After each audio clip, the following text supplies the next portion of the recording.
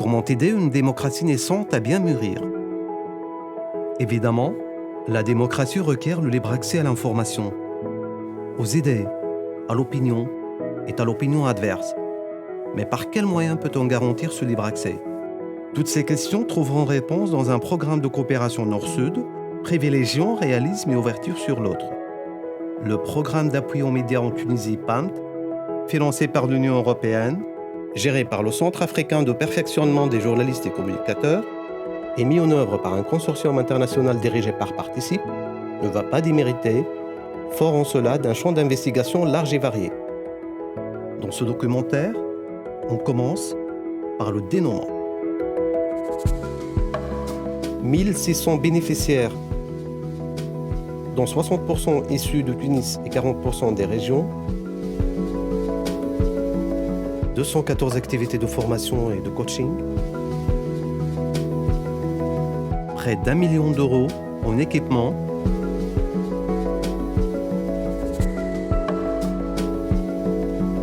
sept études stratégiques, 5 manuels pratiques. Ces chiffres sont le bilan du PAMT en 45 mois d'exercice. C'est un programme qui a eu pour investissement 10 millions d'euros. C'est un programme également qui s'articule sur trois grands axes, à savoir les études, la formation et le marché d'équipement. Ils ont domicile à Tunis, l'assistance technique, accompagnant la mise en œuvre du PAMT, à baliser le terrain devant un important jumelage entre la AICA et le CSA belge. Dans le cadre du jumelage, justement, avec le CSA belge et l'INA en France, ça a été une expérience pour nous extraordinaire, donc très enrichissante pour tout le personnel pratiquement de l'AICA. وكان من أول المستفيدين من هذا البرنامج الإذاعة التونسية والتي كانت آنذاك قد أعدت خطتها الاستراتيجية ورؤيتها الاستراتيجية للفترة المقبلة. Je pense que la collaboration PAMT-SNIP La Presse a été fructueuse, à plus d'un niveau. D'abord, je dois féliciter l'Union européenne pour avoir mis en place ce programme qui est destiné à soutenir les médias publics, les psys et d'autres acteurs de la société civile en charge des médias. Grâce à l'appui du PAMT, l'agence TAP a pu se positionner dans la perspective de développer une production audiovisuelle innovante. Cela nous a permis essentiellement de renforcer les capacités de l'institution.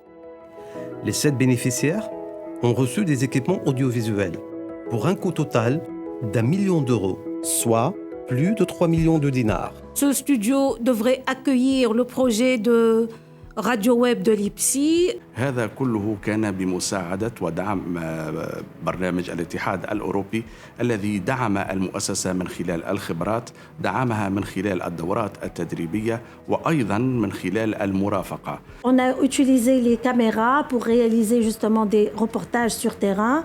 Également, on est en train de préparer le studio de l'agence TAP pour la réalisation d'émissions d'actualité ou des débats télévisés. أما على مستوى التلفزة التونسية أفاد المؤسسة على مستوى الخبرات وأيضا لتشخيص الوضع الداخلي للمؤسسة وأيضا لإحداث قناة إخبارية. Il s'agit d'abord dans le soutien à la transition digitale par l'engagement des experts, pour le développement d'une nouvelle plateforme pour le journal La Presse et la mise en place d'une stratégie de référencement et de monétisation de contenu.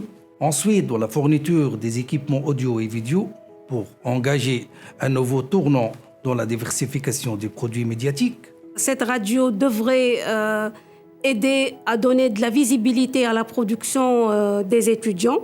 هذا بالإضافة إلى عديد المعدات التي استفادت منها المؤسسة على مستوى التصوير الميداني وأيضا بالنسبة للأرشيف السمعي الخاص بمؤسسة الإذاعة التونسية والذي تحصل على منظومة متكاملة ومدمجة لتثمين هذا الأرشيف. Nord-Sud, Est-Ouest, l'ensemble du territoire tunisien est couvert. Les sessions de formation adaptées aux besoins des uns et des autres suscitaient l'engouement de professionnels passionnés, avides d'innovation et de création. Allant crescendo, les activités centrées sur la formation, seront couronnés par la constitution d'un noyau de 14 formateurs spécialisés en journalisme numérique. Data journalisme, cybersécurité, journalisme mobile, reportage 360 degrés et fact-checking, vérification des faits, seront désormais des domaines familiers pour bon nombre de professionnels tunisiens, journalistes, communicateurs et bien d'autres acteurs.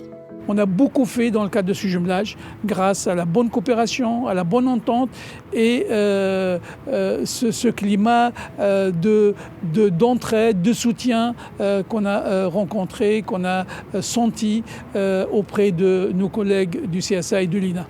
L'objectif est de professionnaliser un peu les pratiques d'enseignement à l'IPSI. Pour la plateforme, nous avons une collaboration fructueuse avec l'IEX belge.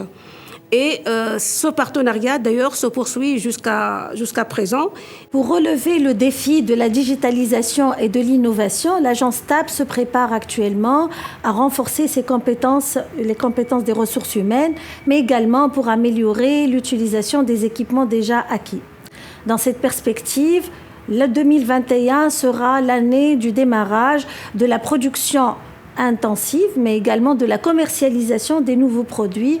Et bien sûr, dans ce cadre-là, moi, je recommande qu'on multiplie les projets de jumelage entre différents médias ici ou des instances de ce genre-là, comme des instances de régulation, avec des instances similaires en Europe. D'ailleurs, nous avons même refait le programme d'enseignement au niveau de la licence en journalisme et même au niveau de la licence en communication, en tenant justement compte des appuis que nous avons pu avoir de la part du PAMT.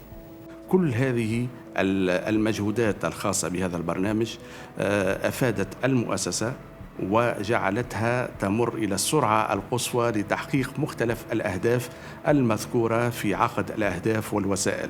Il faut mettre l'accent sur la formation des journalistes et bien entendu la bonne gouvernance des médias, des institutions. Mettant du cœur à l'ouvrage, l'équipe PAMT a marqué par sa présence les grands rendez-vous que la Tunisie a accueillis ces dernières années. Assise internationale du journalisme, novembre 2018, célébration de la Journée mondiale de la liberté de la presse, mai 2019, congrès de la Fédération internationale des journalistes, juin 2019. Mais ce n'est pas tout. S'adaptant aux exigences de la crise sanitaire mondiale, le programme d'appui aux médias en Tunisie, qui devait prendre fin en juin 2020, s'est vu prolongé de 6 mois pour soutenir bon nombre de journalistes fragilisés. On est obligé aujourd'hui d'être le plus polyvalent possible. Un journaliste doit maîtriser l'outil technologique, doit écrire, prendre des photos, filmer, monter, doit contrôler son contenu, travailler en équipe. Donc le tout, ça requiert une formation poussée, un recyclage, une ouverture aux nouveaux outils du journalisme, de l'information. Ça doit passer essentiellement par une mobilisation des ressources qui existent, à une formation poussée, moderne, mais aussi à une polyvalence et à une acceptation de changer de statut, de changer d'aptitude et de volonté de progresser et de réussir la transition numérique pour réussir dans un domaine où la concurrence internationale mais aussi nationale est de plus en plus intense. بالنسبة للفترة المقبلة نرى أن هذا البرنامج قدم في مرحلته الأولى عديد المساندة والدعم للإعلام السمعي البصري، لكن هناك بعض الأهداف التي لم تتحقق بعد وتحتاج الخطوة الثانية وتحتاج المرحلة الثانية من برنامج الاتحاد الأوروبي لدعم الإعلام في تونس، وبالتالي لإنهاء ما بدأناه وجب أن تكون هناك مرحلة ثانية لهذا البرنامج. Le bilan ne peut être qu'excellent. Et ça, c'est de l'avis des bénéficiaires. Donc. Mais on ne peut pas parler de réussite totale, c'est toujours relatif. Donc il y aura un deuxième programme qui va démarrer en mi-février 2021. Pour ces acteurs animés d'une volonté de faire, on ne peut que souhaiter une continue belle marche vers l'avenir. Je suis chef de l'équipe d'assistance technique offerte par Participe. Participe, c'est une organisation européenne qui était à la tête d'un consortium et qui a appuyé le PAMT Media Hub. Ce programme qui a été financé par l'Union européenne, il faut le dire, et qui était coordonné par le CAPJC. Je veux absolument remercier tous nos partenaires, tous ceux qui ont contribué au succès de ce projet. Évidemment, les équipes du CAPJC, de l'UGP, les experts locaux, les bénéficiaires, les médias, les participants, l'Union européenne, la délégation de l'Union européenne ici en Tunisie, l'État tunisien, la présidence du gouvernement. Grâce à ce travail collectif qui a été fait dans l'enthousiasme, je pense que nous avons atteint les objectifs escomptés. Mais ce n'est pas terminé, il reste beaucoup de travail à faire et je souhaite bonne chance à tous les partenaires pour la suite des choses. Pour ces professionnels, ces historiens de l'instant avides de création, le journalisme serait une métaphore de la boxe, comme l'un de ces matchs qui n'en finissent pas.